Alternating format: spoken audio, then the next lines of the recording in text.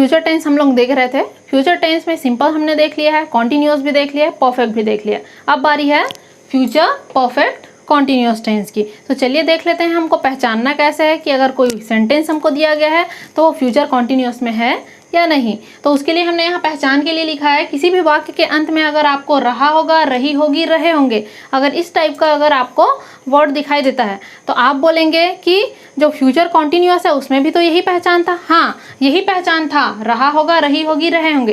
पर future perfect continuous में क्या होता है, इस पहचान के साथ आपको लास्ट में टाइम देखने को मिलेगा। मतलब जो भी वाक्य आपको मिलेगा, वो जो भी सेंटेंस आपको मिलेगा, उसमें कहीं ना कहीं समय की बात होगी। तो आपको पता चल जाएगा कि वो क्या है, फ्यूचर परफेक्ट कॉन्टिन्यूअस टेंस है। अब बारी बारी से हम तीनों सेंटेंस को देखेंगे, अफर्मेटिव, निगेटिव और इंट्रोगेटिव। तो सबसे पहले चलिए देख लेते हैं अफर्मेटिव को, जिसे हम हिंदी में सकारात्मक बोलते हैं। तो इसका जो रूल है वो क्या है, हमने यहाँ पे लिखा है, सबसे पहले आएगा सब्जेक्ट, उसके बाद शैल या विल, हैव। ये देखिए, ये सब आपने देखा हुआ है फ्यूचर परफेक्ट में। तो फ्यूचर परफेक्ट कॉन्टिन्यूअस में क्या चेंज आता है, तो इसमें आ जाता है बीन। कॉन्टिन्यूअस अगर रहेगा तो वहाँ पे बीन आपको देखने को मिलेगा ही।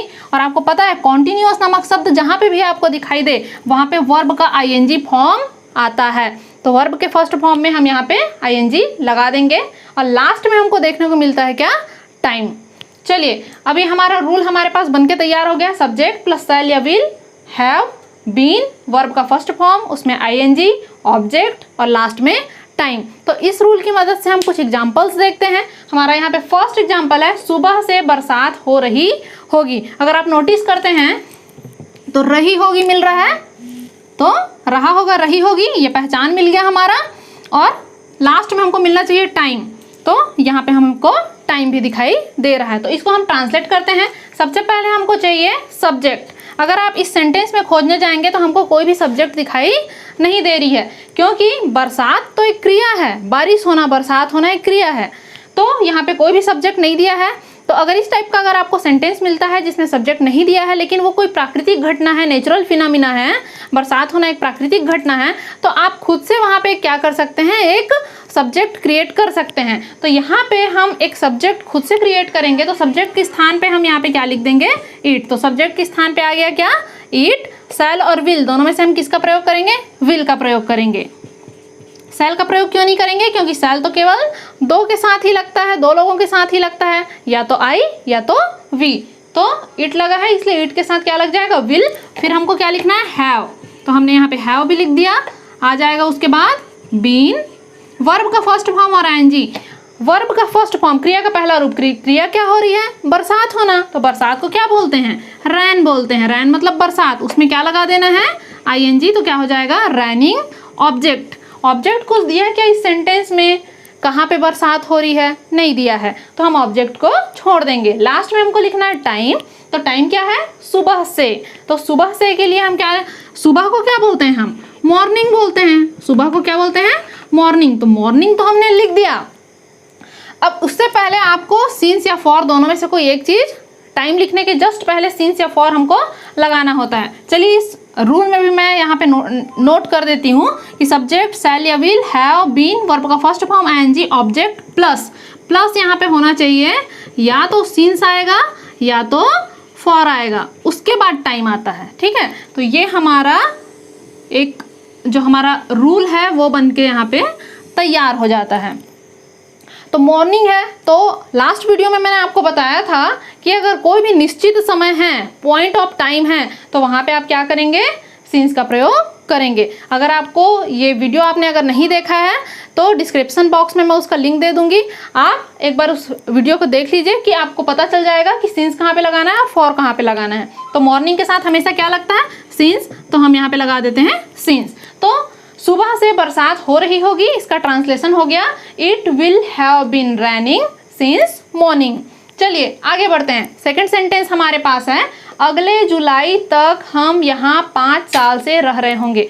हम यहाँ 5 साल से रह रहे हैं या रह रहे होंगे, है ना। हम यहाँ 5 साल से रह रहे होंगे।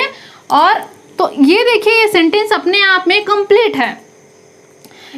ये पूरा सेंटेंस ही हमको इंडिकेट करता है फ्यूचर परफेक्ट कंटिन्यूअस। क्यों, क्योंकि यहाँ पे हमको टाइम भी मिल जाता है।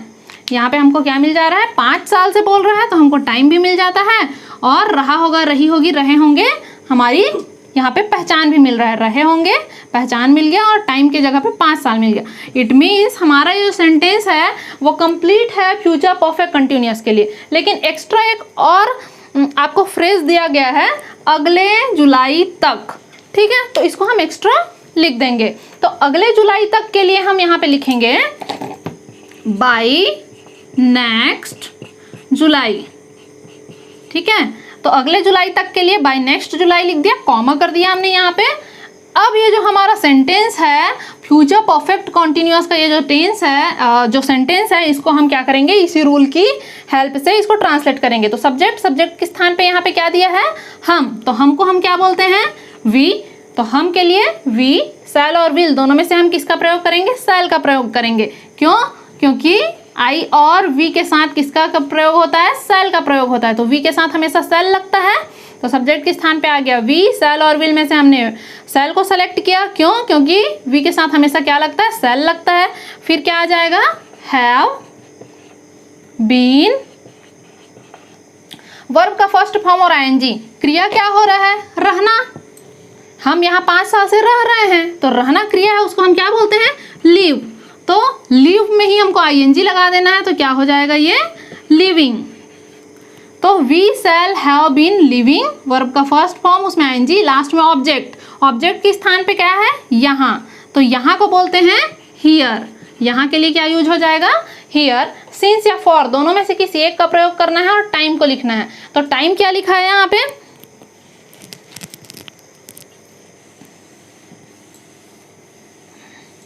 चलिए तो देखते हैं, है ना।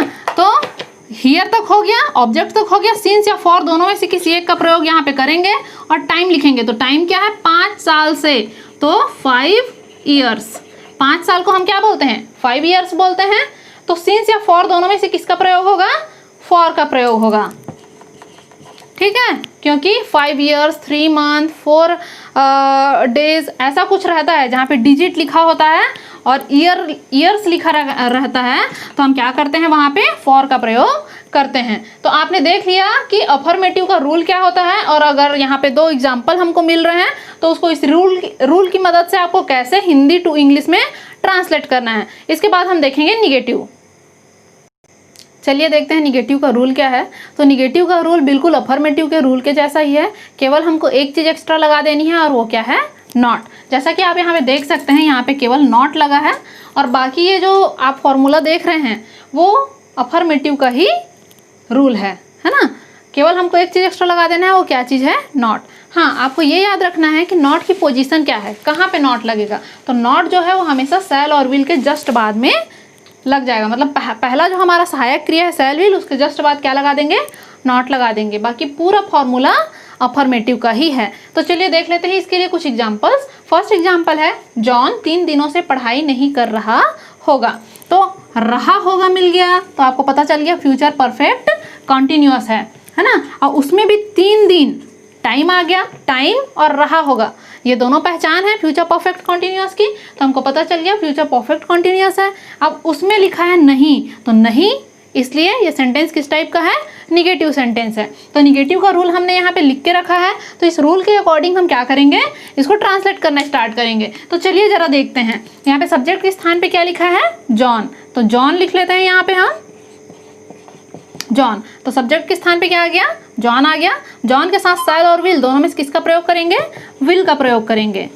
फिर आ जाएगा not, have been, been verb का फर्स्ट फॉर्म आईएनजी।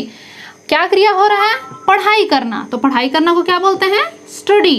तो उसमें लगा देना है आईएनजी, तो हो जाएगा स्टडिंग। ऑब्जेक्ट, कहाँ पे पढ़ रहा है, कैसे पढ़ रहा है, ये तो नहीं दिया है, मतलब ऑब्जेक्ट इस सेंटेंस में हमको दिखाई नहीं दे रहा है, तो इसलिए हम ऑब्जेक्ट को छोड़ देंगे। अब हमको लिखना है टाइम। तो टाइम की जगह पे क्या लिखा है, 3 दिनों से, है ना। तो 3 डेज, 3 दिनों से। तो अब सिंस या फॉर दोनों में से किसी एक का प्रयोग करना है, तो आपको पता है 3 days, 5 days, 6 month, 7 month, 8 years, अगर ऐसा कुछ दिया रहता है तो हम वहाँ पे क्या लगा देते हैं, फॉर लगा देते हैं। तो ये हमारा ट्रांसलेट हो गया, John will not have been studying for 3 days. चलिए सेकंड एग्जाम्पल को देखते हैं। कुत्ते सुबह से नहीं भौंक रहे होंगे। तो भौंकना को बोलते हैं बार्क करना, बार्क मीन्स भौंकना। कुत्ते डॉग, सुबह के लिए मॉर्निंग। तो चलिए इसको ट्रांसलेट करते हैं। सुबह सबसे पहले लिखना है सब्जेक्ट, तो सब्जेक्ट के स्थान पे लिखा है कुत्ते, तो इसको हम लिख देंगे डॉग्स। क्या लिख देंगे? डॉग्स। शैल और विल दोनों में से किसका प्रयोग करेंगे? विल का प्रयोग करेंगे। Dogs will not have been, verb का फर्स्ट फॉर्म आईएनजी, क्रिया क्या हो रहा है? भौंकना, तो उसको हम बोलते हैं बार्क, तो उसमें हम क्या लगा देंगे? आईएनजी। तो वर्ब का फर्स्ट फॉर्म और आईएनजी, बार्क से बार्किंग। ऑब्जेक्ट कहाँ पे भौंक रहा है ये तो नहीं दिया है, तो ऑब्जेक्ट को छोड़ देंगे, फिर लिखेंगे हम टाइम को, तो टाइम है सुबह से, तो यहाँ पे लिख देंगे हम मॉर्निंग। और मॉर्निंग के जस्ट पहले सिंस और फॉर दोनों में से किसका प्रयोग करते हैं? हम सिंस का प्रयोग करते हैं, चाहे वो मॉर्निंग हो, आफ्टरनून हो, इवनिंग हो या नाइट हो, तो हम वहाँ पे उससे जस्ट पहले क्या लगा देते हैं? सिंस लगा देते हैं। तो dogs will not have been barking since morning. तो इस प्रकार हमने देख लिया, हमारा ये जो निगेटिव है वो बन के तैयार हो गया है। निगेटिव के बाद हमको देखना है इंट्रोगेटिव। अफर्मेटिव और निगेटिव देख लिया है, अब इंट्रोगेटिव को देख लेते हैं कि जो हमारे इंट्रोगेटिव जिसे हम हिंदी में प्रश्नात्मक बोलते हैं, इसका रूल क्या है। तो रूल नंबर फर्स्ट ये हमने लिखा है। तो अफर्मेटिव के रूल से ही हमने इंट्रोगेटिव के रूल को बनाया है। हमने कुछ नहीं किया है, अफर्मेटिव का जो रूल था उसमें से जो हेल्पिंग वर्ब था शैल और विल, उसको उठा के हमने सामने रख दिया, जो कुछ बच गया उसको हमने एज इट इज़ यहाँ पे लिख दिया है। लास्ट में हमने क्वेश्चन मार्क लगा दिया है क्योंकि ये इंट्रोगेटिव टाइप का सेंटेंस है। अब देखिए जो हमारा रूल नंबर 1 है, उसी रूल नंबर 1 को हमने एज इट इज़ क्या किया है, यहाँ पे लिख लिया है। कोई डिफरेंस नहीं है, केवल हमने सामने में एक चीज़ नया लगा लिया है, एक्स्ट्रा लगा दिया, वो क्या है? WH word. तो इस प्रकार हमारे फर्स्ट एंड सेकंड दोनों रूल बन के तैयार हो जाते हैं। चलिए इसके लिए देखते हैं कि हमारा एग्जाम्पल को हम क्या करेंगे, 2 एग्जाम्पल्स देखेंगे, उसको बारी बारी से इस जो रूल है उसकी मदद से क्या करेंगे, हिंदी टू इंग्लिश में ट्रांसलेट करेंगे। तो फर्स्ट हमारा एग्जाम्पल है, क्या बच्चे सुबह से तैर रहे होंगे। आपको पता है कि अगर प्रश्नात्मक कोई वाक्य है, उसमें जो प्रश्नात्मक जो शब्द है अगर वाक्य के अंत में या शुरू में आता है तो उसके लिए हम रूल नंबर 1 को फॉलो करते हैं। तो हमारा जो प्रश्नात्मक शब्द है क्या, ये शुरू में आया है, इसीलिए इसके लिए हम रूल नंबर 1 को फॉलो करेंगे। और सेकंड वाले जो हमारे एग्जाम्पल है उसमें जो प्रश्नात्मक शब्द है क्यों, और इसका पोजीशन देखिए, ना तो ये शुरू में है ना तो अंत में है, बल्कि कहाँ पे है? इस वाक्य के बीच में है, इसीलिए हम इसके लिए रूल नंबर 2 को फॉलो करेंगे। तो चलिए जो हमारा फर्स्ट एग्जाम्पल है उसके लिए हम रूल नंबर 1 को फॉलो करेंगे। तो सबसे पहले क्या आ जाएगा? शैल या विल, दोनों में से किसी एक को सेलेक्ट करना है, और ये डिपेंड करता है कि हमारा सब्जेक्ट क्या है। तो जरा देखिए इसमें सब्जेक्ट क्या है? बच्चे, तो बच्चे को हम क्या बोलते हैं? चिल्ड्रन बोलते हैं। तो इस सब्जेक्ट के, ठीक है, शैल या विल दोनों में से एक सेलेक्ट करना है, तो उसके लिए जगह छोड़ दिए रहते हैं। फिलहाल यहाँ से मैं स्टार्ट करती हूँ, यहाँ से स्टार्ट करते हैं। तो शैल और विल दोनों में से किसी एक का प्रयोग करेंगे, उसके लिए स्पेस छोड़ दिया है मैंने। सब्जेक्ट के स्थान पे लिखा है बच्चे, तो बच्चे को हम क्या बोलते हैं? चिल्ड्रन बोलते हैं। अब चिल्ड्रन के साथ किसका प्रयोग होगा? विल का प्रयोग होगा। तो क्या हो जाएगा? शैल और विल दोनों में से हमने किसको सेलेक्ट किया? विल को सेलेक्ट किया। फिर आ जाएगा सब्जेक्ट के स्थान पे चिल्ड्रन, फिर हैव बीन, इसको एज इट इज हमको लिख देना है, हैव आ गया, बीन आ गया।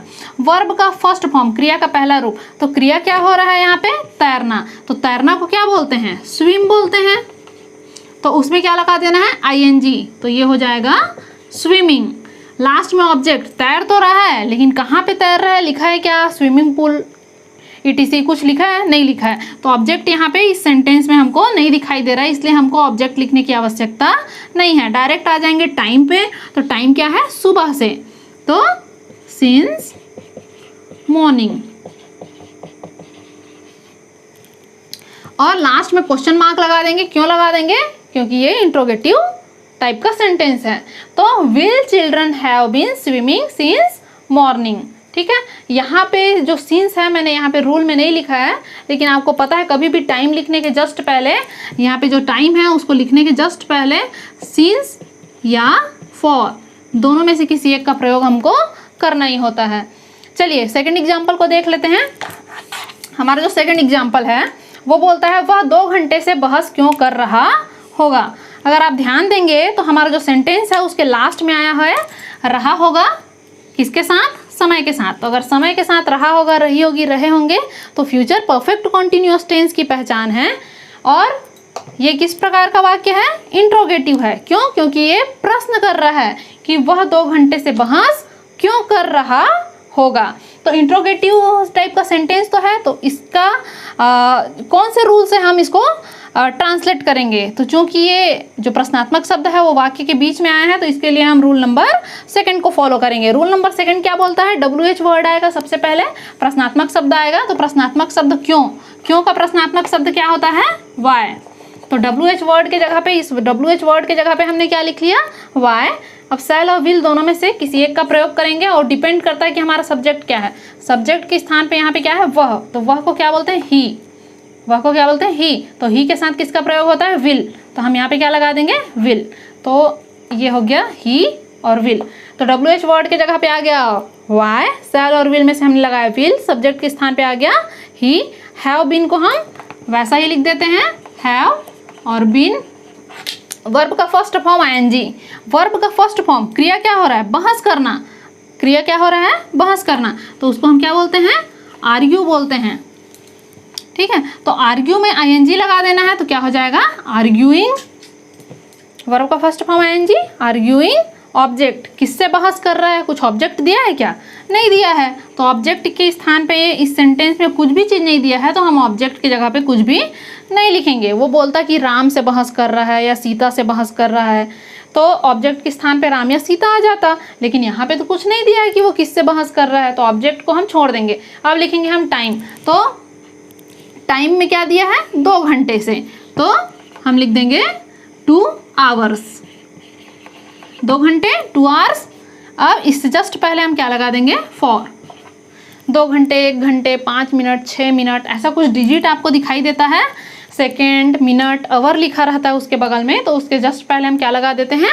फॉर लगा देते हैं। तो इस प्रकार आपने देख लिया कि फ्यूचर परफेक्ट कंटिन्यूअस टेंस में अफर्मेटिव, निगेटिव और इंट्रोगेटिव तीनों का रूल क्या होता है, और उसके हमने कुछ एग्जाम्पल्स भी देख लिए हैं। तो इस प्रकार फ्यूचर परफेक्ट कंटिन्यूअस पे आके हमारा ये टेंस कंप्लीट हो जाता है। अब इसके बाद मैं आगे क्वेश्चन टैग आपको पढ़ाने वाली हूँ। बहुत ही सिंपल है, अगर आपने टेंस को एक बार समझ लिया है तो क्वेश्चन टैग को सॉल्व करने में आपको कोई भी दिक्कत नहीं होगी।